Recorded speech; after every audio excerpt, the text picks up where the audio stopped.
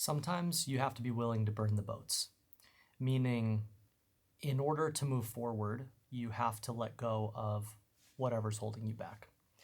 And over the years, I've found that to be true in relationships. I've found it to be true in business decisions. I've found it to be especially true in just your career as a whole. And I think the mistake that a lot of people make is they try and take a step forward while simultaneously keeping one foot in the old world. They hedge. And I'm not advocating for throwing caution to the wind. I am not that sort of person. Every time I've had to make a decision like this in my life and in my career, I did it very thoughtfully. I did it by first proving to myself, is this going to work the way that I think it's going to work? I find ways to reduce my risk. But at a certain point, I've also had to make the decision to leave something behind.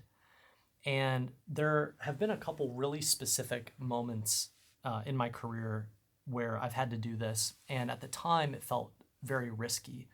But in letting go of the old thing, that's what really allowed me to jump to the next level. So I wanted to share this with you because you might be thinking through a similar decision.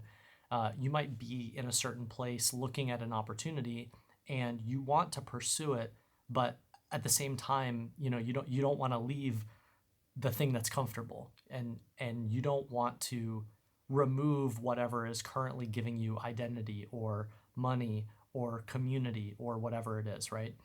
And again, whenever I've seen these giant leaps in my own career, they always came after making some sort of calculated bet where I had to leave the old world behind. So the first one is out of college, I worked at a small advertising agency downtown Chicago. I worked there for 4 years. My boss became a really close mentor to me. I played essentially every role you could play inside an agency. I started as an entry-level copywriter, and I moved all the way up to editor-in-chief.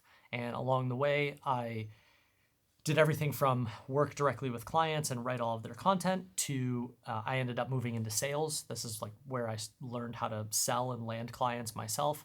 I even learned how to manage my department and look at accounting. All of the skills that I inevitably would use as an entrepreneur, I basically just got to acquire them by working for someone else. And something that my boss and mentor always said was, if you want to be entrepreneurial, the best way to learn is to work inside someone else's business where you have such little risk. It's not your business, it's someone else's. But you get to learn a lot of the same skills and get paid to learn them without incurring all that risk at the beginning. And I always kept that frame, and I stayed working there for 4 years. I was not one of the, I go to college or I drop out of college and I start my first business. I worked a full-time job and in this ad agency for 4 years. And I really viewed it as an exercise in accumulating all of the skills that I wanted.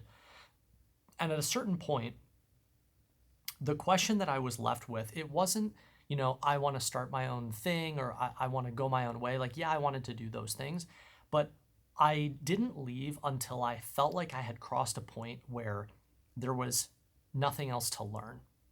And this is a framework that has stuck with me over the past decade of being an entrepreneur, is that every time I'm thinking about the next decision, my focusing question isn't, is that going to make me money, or how much money is it going to make me in the short term versus the long term? Like, yes, those things play into it. But the real focusing question is, do I want to pursue this opportunity? And what is it going to teach me? And I've always found that the best decisions I've ever made came from a place of, I want to learn this thing, or I want to build this skill, not necessarily, I think this will be lucrative, and so I should just go do it. And so I really pushed working at this ad agency until I felt like the incremental return on my time and what I was learning was no longer worth it for me. In order for me to learn the next batch of skills, I actually needed to take the risk myself. And so to hedge my bet, what I did was I remember it was end of December, beginning of January in 2016. And at the very beginning of 2016, I said, I'm going to start tracking my side hustle income. And at the time, I had written a couple ebooks on the internet. I had a small following on Quora. Those ebooks were making me like a couple $100 a month. And I was trying everything on the side to make extra money. I was trying personal training because I was really into bodybuilding at the time. I tried like creating social media strategies for like the restaurant down the street from me, or like my friend's startup who needed help with something. I tried writing blog posts for companies as a freelance writer. I tried everything, and every time I would land side hustle income, I would track it in an Excel sheet. And that was the same year I started writing for Inc. magazine. And when I started writing for Inc. magazine, this was back in the day. They don't really have this model anymore, but what they would do is they would pay their highest performing writers a penny per page view. And in order to unlock that, you had to write a certain number of columns per month, and you had to bring in a certain number of page views. And once I saw that that was a lever where, oh, if I go viral, I can, my upside is essentially uncapped. Once I realized that, I started to experiment with, okay, well, what if I give this more and more time? And for months in a row, I basically just wrote and wrote and wrote Inc. magazine columns. Like the average writer for Inc. magazine was writing 4 to 6 columns per month. I wrote one a day. So I was writing upwards of 30 columns a month, every single month. And inevitably, I became one of their top 10 most read columnists. I brought in some of the most page views of the entire publication, and I started generating, 2, 3, 4, 5 grand a month from my Inc. magazine column. And after I had sustained that for 6 months in a row, the question that I started asking myself is, how much more could I make if I had 8 more hours in the day?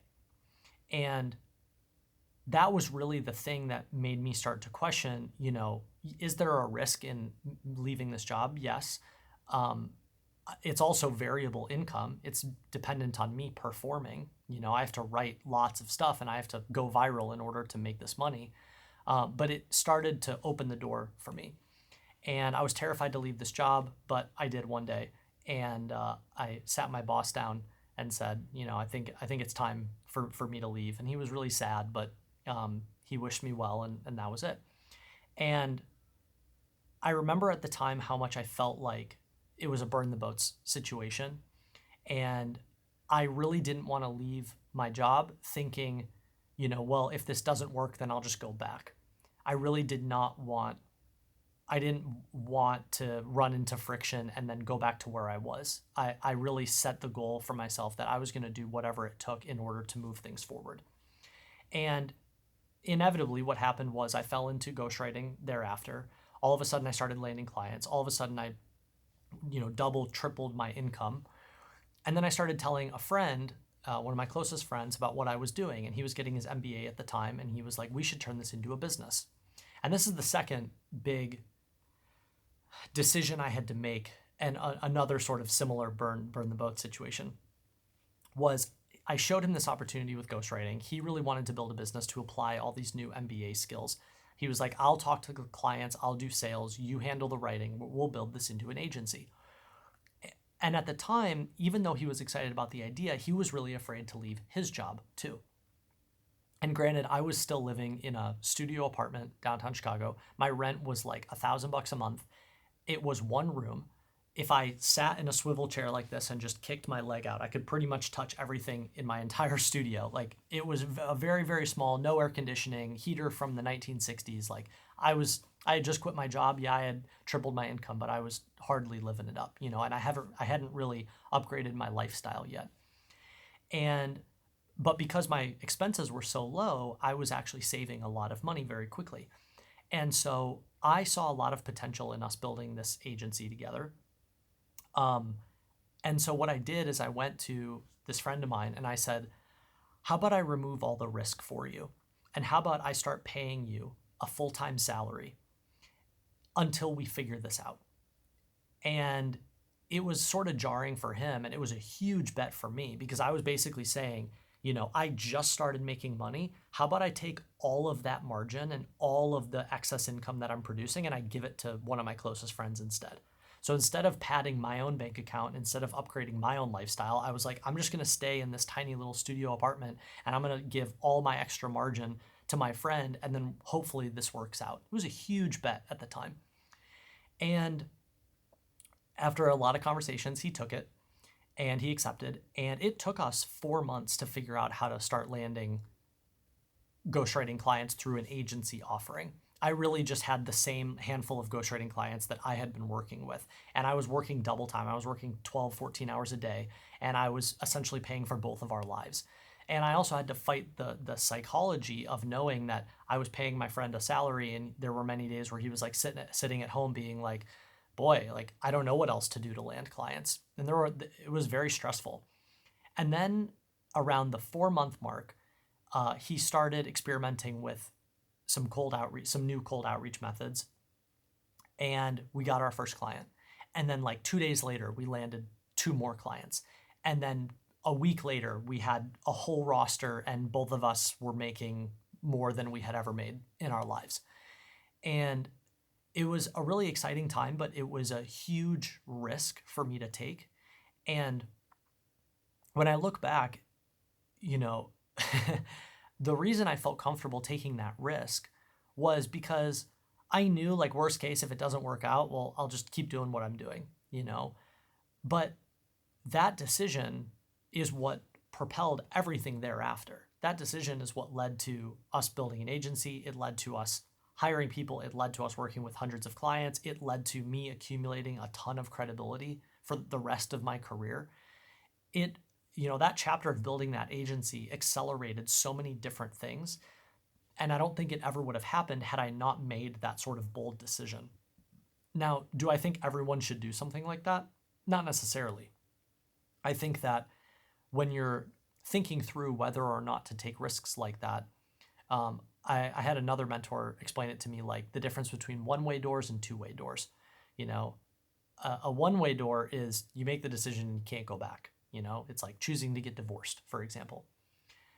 A two-way door is, well, I make the decision. If it doesn't work, I just go back, and there's this almost cognitive dissonance where on the one hand, it's like you want to burn the boats in the sense that you want to remove the option to go back to what's comfortable. But at the same time, you want to recognize that a lot of the riskiest decisions that you make ultimately are two-way doors. Like if they don't work, then it's fine. You just do what you were doing before, and then you try again, you try again, you try again, right? The third big moment, and this was probably the hardest one, was after building that agency for about 3 years, I realized a bunch of different things about that business. I realized that first of all, I realized that me and my co-founder were too similar. We were both very creative-minded people. Neither one of us was really good at operations. And as a result, the operations of our business struggled a lot. And in order for the agency to keep growing, once you cross $1 million in revenue, $2 million in revenue, a lot of the game isn't really about ideas anymore. It's about operational complexity.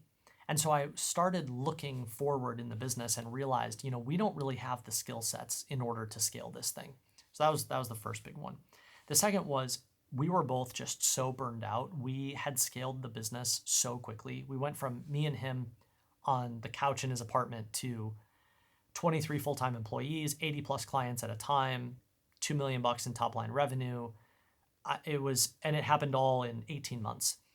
And looking back, one of the biggest mistakes that we made was we grew too quickly. And if I could go back, what I would have done is have paused at different levels and stayed there for a year or 2 years and really cleaned things up before moving on to the next level. And we never did that. We basically just kept reinvesting the profits every single month into hiring the next 2 people. And as a result, we both didn't really take much money off the table. And so not only was there a lot of risk inside the business, but there was a lot of risk for us personally, where we were doing $2 million in revenue, but both of us had, $5,000 in our personal savings. And so all of these things sort of swirled together. And I eventually reached a point where I realized this business is not going to get me to where I want to go. And this was a one-way door decision. And this was another burn the boats decision. And the decision was I came back from a trip that I had taken to sort of get some distance and think through this. And me and my co-founder basically decided, you know what, we're done. We're going to scale back this entire agency. We're going to fire every single employee on one Zoom call. We're just going to rip the Band-Aid off. We're going to fire 90% of our clients. It was a whole 180 going 100 miles an hour down the highway. And it was one of the hardest things I've ever done. But immediately after it was over, I felt like this weight had been lifted. And the hardest part about that decision, and I've talked to a lot of other entrepreneurs in my life about this, especially ones that are earlier in the journey or more aspiring, like they're working a job, but they want to be entrepreneurial. And over again, whenever I share that story or I talk about that experience, the thing that friends and other people around me often say back is, I can't believe you had the awareness to do that, because the hardest part about that decision was that I didn't know what came next. I was basically just saying, I know this isn't working. I'm going to remove my identity as a startup founder. I'm going to remove this family that I had built for myself, this company and all these people that I had invested time and money into, and I had built relationships with and gotten close with. I'm going to remove the status component of, I'm building this fast growing ghostwriting agency. We were the first ghostwriting agency to really use the term thought leadership marketing to say we specialized working with CEOs and founders, like all these things that were really cool and always got me a lot of validation and attention. And I basically said, I'm going to give all that up, and I have no idea what's on the other side. And I think that was probably the most important burn the boats moment of my entire career. And if I hadn't made that decision, I would still be hacking away at that business today. And instead, I made a really hard decision, and I removed the option, and I said, I don't know what comes next, but I'm going to allow myself some space to figure it out. And what happened after was COVID hit 6 months later, and I just spent a year and a half in COVID basically writing and journaling, and I wrote The Art and Business of Online Writing, and I worked with a couple ghostwriting clients to pay my bills, and I stopped focusing on making money, and I just took a lot of time to myself to think through, what did I learn from that 3-year experience, and what do I want to do next? And by giving myself that space, 2 opportunities emerged. That's when I got connected with Dickie. A mutual friend introduced us, and Dickie had this idea for a writing challenge. And that's also when I started Category Pirates. And both of those ended up becoming not only incredibly lucrative multi-7-figure businesses, but a lot of fun, and so much better suited for my skills as a writer. And for example, with Dickie is way more operational minded than I am. And so I actually found someone who better paired with my talents, which allowed me to do more. And it's like, looking back, I can't believe how different my life would be if I hadn't given myself that space in order to explore other new opportunities. And so sometimes when you're in this burn the boat situation, you don't always know what comes next. Sometimes what comes next is you just need to give yourself some space, and you need to figure out what you need to give yourself in order to attract the next opportunity. You don't always know what that is. And oftentimes, a good metaphor is like being in a relationship with one person, knowing that you're unhappy, but not wanting to leave until you already have the next person lined up, right? We all know that that's normally not how it works. How it works is you need to leave the relationship that isn't making you happy. You need to open up space in your life, and then you need to attract something new and someone new, right? And the same is true in your career and the decisions that you make.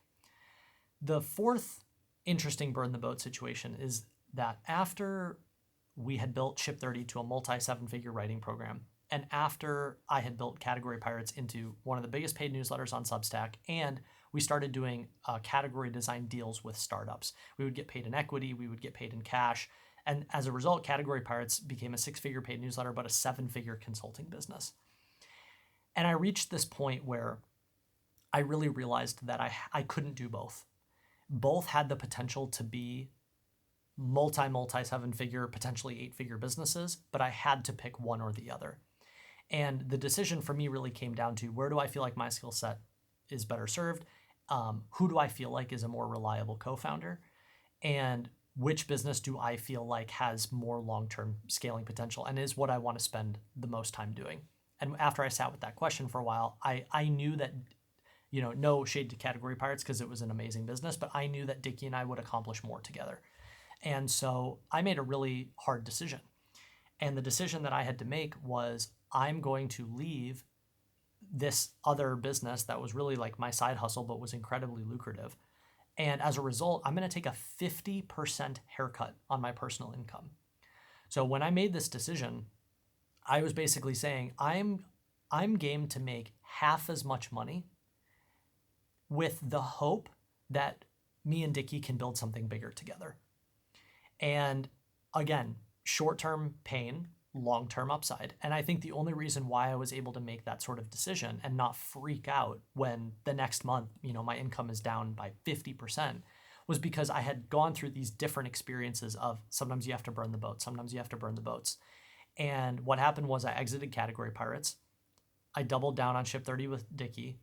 We came up with the idea for Premium Ghostwriting Academy. And 6 months later, Premium Ghostwriting Academy had grown beyond what I was earning from Category Pirates. So again, what do a lot of people do? When faced with that decision, they aren't brutally honest with themselves, and they don't come to the conclusion, I can only do one.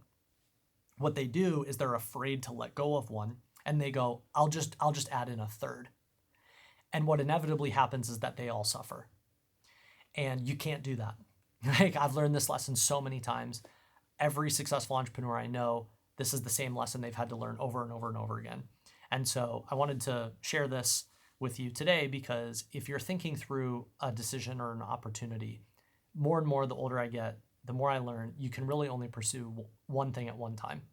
And the moment that you try and go, well, I'll just do another thing, you're not only adding more complexity, but you're decreasing the likelihood that any of them will be successful.